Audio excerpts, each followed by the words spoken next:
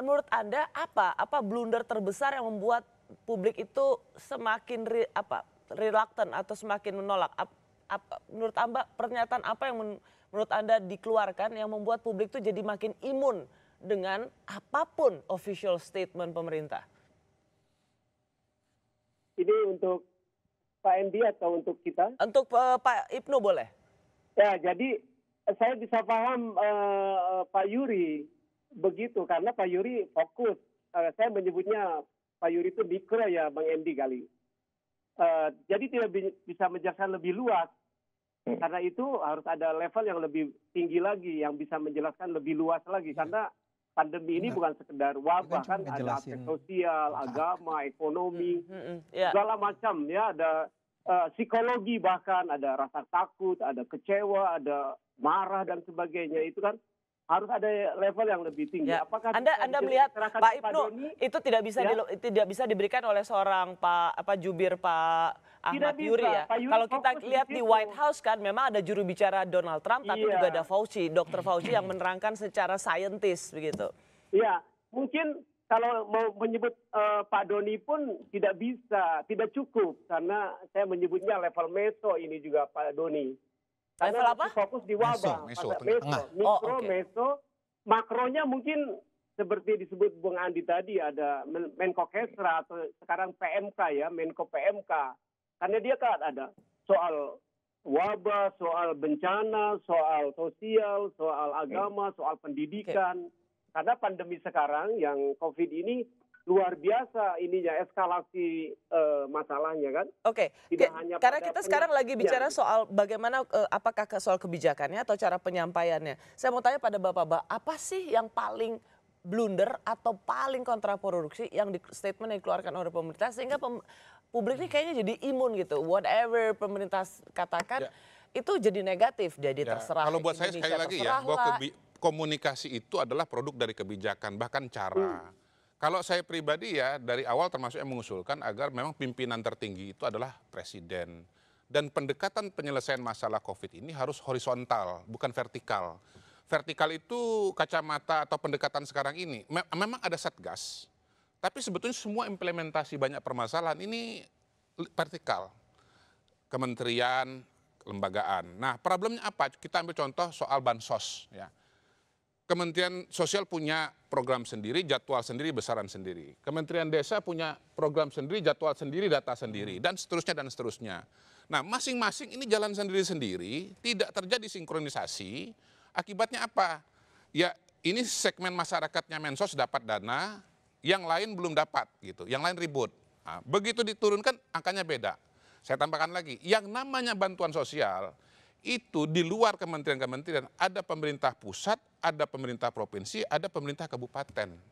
Jadi saya pernah mengusulkan ada 10 satgas khusus kesehatan itu Pak Doni Monardo. Jangan dikasih semua urusan pada Pak Doni. Mati berdiri Pak Doni itu. Bayangkan dia bisa pulang. Harusnya ada satgas bansos sendiri, kemudian satgas ekonomi sendiri dan seterusnya. Nah, itu nggak mau justru memperpanjang birokrasi ya? Jadi bisa aja ke Menko, tapi saya tidak melihat, gini, kita melihat COVID ini tidak bisa disamakan dengan masalah lain-lainnya. Karena urusan COVID kesehatan itu cuma satu aspek saja. Kalau zamannya beliau, Menko PMK atau Menko Kesra bisa, karena problemnya belum seperti ini. Sekarang ini kita sampai bicara pangan, transisi menuju hidup normal, maka caranya itu juga nggak bisa cara biasa, Rosy. Nah menurut saya ini pendekatannya masih cara biasa, dan ini menimbulkan problem-problem komunikasi yang notabene juga adalah produk dari problem kebijakan. Satu contoh yang paling bagi saya mendasar adalah misalnya soal boleh mudik atau tidak boleh mudik. Masing-masing menteri perhubungan bilang begini, menteri Menko bilang begini, jubir gugus tugas bilang begini, Pak Doni Monardo bilang begini. Oh presiden juga bisa lain lagi. Dan bahkan presiden bisa dikoreksi oleh menteri. Sehingga masyarakat bingung boleh mudik atau tidak boleh mudik. Nah, harus ada satu otoritas. Kalau di Amerika kepalanya itu wakil presiden. Waktu zaman flu burung, waktu zaman Pak SBY itu Menko. Satu yang diberi otoritas untuk mengatakan, semua ini loh garisnya, selesai. Ya, itu Apakah emang, itu sidang kabinet memang atau apa? agak membingungkan. Coba kita ingatkan dulu. Ini kira-kira seperti ini. Ada waktu itu Menteri Perhubungan, lalu kemudian ada Pak Doni Monardo. Coba kita lihat. Bukan relaksasi ya, penjabaran. Artinya dimungkinkan semua moda angkutan udara, kereta api, laut, bus untuk kembali beroperasi. Dengan catatan satu, harus mentaati protokol kesehatan. Yang kedua, PNBP akan memberikan kriteria. Di sini ada kriteria-kriteria tertentu.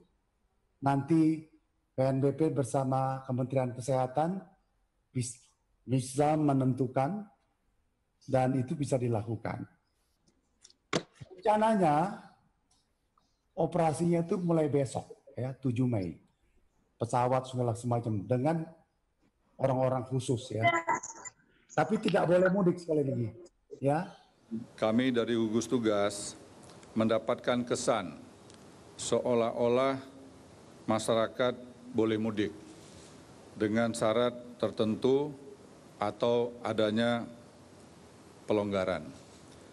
Saya tegaskan, tidak ada perubahan peraturan tentang mudik. Artinya mudik dilarang, titik. Saya tegaskan sekali lagi, mudik dilarang, titik. Saya mau tanya Bung Ade dulu, apakah Anda melihat ini sebagai sesuatu yang sebenarnya tidak ada pertentangan, publik aja yang terlalu nyinyir kalau mempertentangkan ini, atau memang ya ada yang salah dalam koordinasi komunikasi? Kalau dengar secara sepintas, ya susah sekali untuk bilang nggak ada pertentangan kan. Tapi kan kemudian kita nggak tahu sebenarnya tadi kalimat persisnya seperti apa sih. Karena tidak ada satupun pihak yang mengatakan yang benar ini ya. Kan ada sebuah kantor yang bilang yang benar keputusannya adalah besok ini boleh mudik atau tidak boleh mudik. Ini yang akhirnya menimbulkan masalah. Jadi saya agak beda dengan mengatakan bahwa komunikasi adalah produk kebijakan. Saya agak beda dalam hal ini. Kebijakan boleh bagus, tapi bisa hancur di lapangan ketika disampaikan dengan cara yang salah. Karena tidak ada koordinasi dalam hal komunikasinya. Tidak ada yang mengatakan bahwa besok pesan yang kita harus sampaikan kepada publik, wahai kawan-kawan semua, adalah ini ya. Nggak ada lagi satu orang pun yang mengatakan tidak benar itu. Enggak, ini satu ya, jawabannya ini. Dan kalau ada orang bertanya ini, jawabannya ini. Antisipasi setiap pertanyaan liar. Seperti tadi itu ke Bekasi itu harus bisa diantisipasi. Ada orang nanya, kenapa bukan masjid ya? Nah jawabannya apa? Nah itulah si pihak yang saya sebut sebagai kantor komunikasi. Yang setiap hari 24 jam mikirin cuman tentang bagaimana cara menyampaikan message kepada publik dengan cara yang tunggal, yang efektif, yang efisien, yang membuat trust itu terbangun.